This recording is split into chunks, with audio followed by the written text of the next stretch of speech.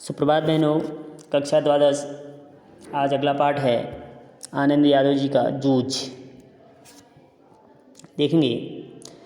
पाठशाला जाने के लिए मन तड़प रहा था, लेकिन दादा के सामने खड़े होकर यह कहने की हिम्मत नहीं होती कि मैं पढ़ने जाऊंगा। डर लगता है कि हड्डी पसली एक कर देगा। इसलिए मैं इस ताक में रहता कि कोई दादा को समझा दे। मुझे इसका विश्वास था कि जन्म भर खेत में काम करते रहने पर भी हाथ कुछ नहीं आए लगेगा। जो बाबा के समय था वह दादा के समय नहीं रहा। अब खेती हमें गड्ढे में धकेल रही थी। पढ़ जाऊंगा तो नौकरी लग जाएगी, 4 पैसे हाथ में रहेंगे, विठोबा अण्णा की तरह कुछ धंधा कारोबार किया जा सकेगा। अंदर ही अंदर इस तरह के विचार चलते रहते। दिवाली बीत जाने के एक महीना भर ईख पेरने का कोल्हू चलाना होता। कोल्हू जरा जल्दी शुरू किया तो दादा की समझ में ईख की अच्छी कीमत मिल जाती। यह उसकी समझ कुछ हद तक सही थी। जब चारों ओर कोल्हू चलने लगते तो बाजार में गुड़ की बहुतायत हो जाती और भाव नीचे उतर जाते। उस समय नंबर 1 नंबर 2 का गुड़ बहुत आता और हमारे खेत जैसे खेतों पर ही बनाए गए नंबर 3 के गुड़ को कौन पूछता। बाकी के किसान दूसरे ढंग के विचार करते थे। उनका मत था कि यदि ईख को और कुछ दिन खेत में खड़ी रहने दिया गया तो गुड़ ज़्यादा निकलता है। देर तक खड़ी रहने वाली ईख के रस में पानी की मात्रा कम होती है और रस गाढ़ा हो जाता है, जिसके कारण ज़्यादा गुड़ निकलता है। लेकिन दादा की समझ से गुड़ ज़्यादा निकलने की अपेक्षा भाव ज़्यादा मिलना चाहिए, इसलिए सारे गांव भर में हमारा कोल्हू सबसे पहले शुरू होता था। इसी कारण वह इस वर्ष भी शुरू हुआ और हम इससे जल्दी निपट गए। आगे के काम में लग गए। सभी जन धूप में लेटे हुए थे। माँ धूप में कंडे थाप रही थी। मैं बाल्टी से पानी भर भर कर उसे दे रहा था। कुछ न कुछ बातचीत भी कर रहे थे। हम दोनों ही थे, इसलिए यह सोचकर कि बात माँ से करनी चाहिए और मैंने अपने पढ़ने की बात छेड़ दी। माँ ने कहा, अब तू ही बता मैं क्या करूँ। पढ़ने लिखने की बात की तो वह बरहेला सुअर की तरह गुर्राता है, तुझे मालूम है। माँ के मन में जंगली सुअर बहुत गहराई से बैठा हुआ था। अब मल्ला खेती के सभी काम बीत गए हैं। मेरे लिए अब कुछ तो करना ही नहीं रह गया है, इसलिए कहता हूँ तू दत्ता जी राव सरकार से मेरे पढ़ने के बारे में कहे। आज ही रात को उनके यहाँ चलेंगे। मैं चलूँगा तेरे साथ। तू उन्हें सब कुछ समझा बता दे तो वे दादा को ठीक तरह से समझा सकेंगे। ठीक है, चलेंगे। माँ ने हाँ तो की, लेकिन अंदर से माँ के स्वर में उदासी थी। मुझे भी मालूम था कि इतना करने पर भी कोई लाभ नहीं होगा, लेकिन वह मेरा मन रखने के लिए जाने को तैयार हो गई।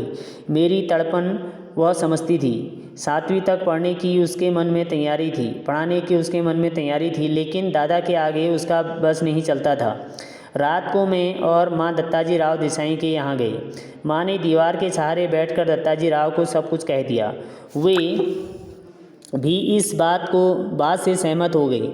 माँ ने यह भी बताया कि दादा सारे दिन बाजार में रखमाबाई के पास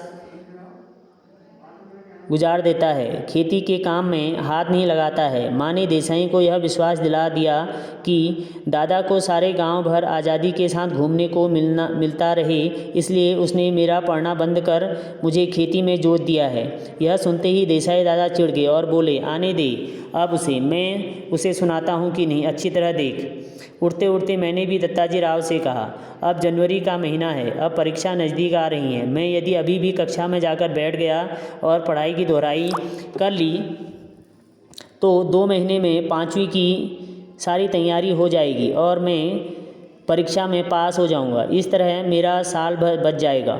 अब खेती में ऐसा कुछ काम नहीं है, मेरा पहले ही एक वर्ष बेकार चला गया है।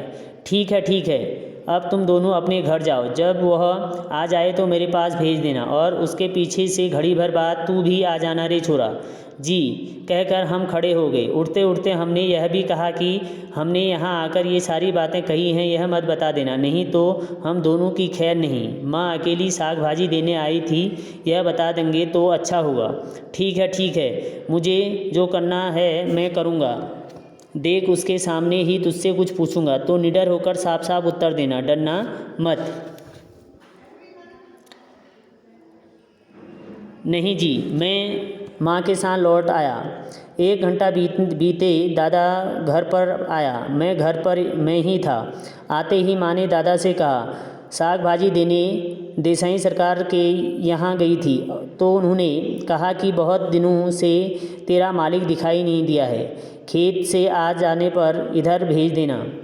कुछ काम वाम था? दादा ने अधीरता से पूछा। मुझे तो कुछ नहीं बताया उन्होंने। तो मैं हो आता हूँ, तब तक तू रोटियाँ से। गणप्पा आए तो उसे खेतों पर भेज देना पहले ही। दादा तुरंत उठ खड़ा हुआ। देसाई के बाड़े का बुलावा दादा के लिए सम्मान की बात थी। आधा घंटा बीतने पर माँ ने मुझसे कहा, अब तू जा, कहना जिमी ने बुलाया है। अच्छा। मैं पहुंचा तो सरकार मेरी राह देख रहे थे। क्यों आया रे छोरे? दादा ने बुलाने आया हूँ। दादा को बुलाने आया हूँ, अभी खाना नहीं खाया है। बैठ थोड़ी देर, अभी तो आया है वह मेरे पास। जी। मैं बैठ गया। धीरे धीरे दत्ताजी राव पूछने लगे, कौन सी में पढ़ता है रे तू? जी 5वीं में था, किंतु अब नहीं जाता।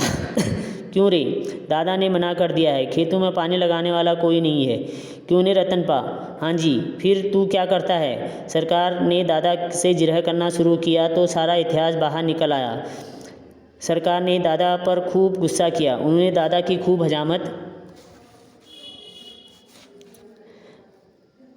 बनाई। देसाई के मल्ला खेत को छोड़ देने के बाद दादा का ध्यान किसी काम की तरफ नहीं रहा। मन लगाकर वह खेत में श्रम नहीं करता है, फसल में लागत नहीं लगाता है, लुगाई और बच्चों को काम में जोतकर किस तरह खुद गांव भर में खुले सांड की तरह घूमता है, और सब अपनी मस्ती के लिए किस तरह छोरे का जीवन की बलि चढ़ा रहा है, यह सब उन्होंने सुनाया। दादा के हर एक तर्क को दत्ताजी राव ने काट दिया और मुझसे कहा,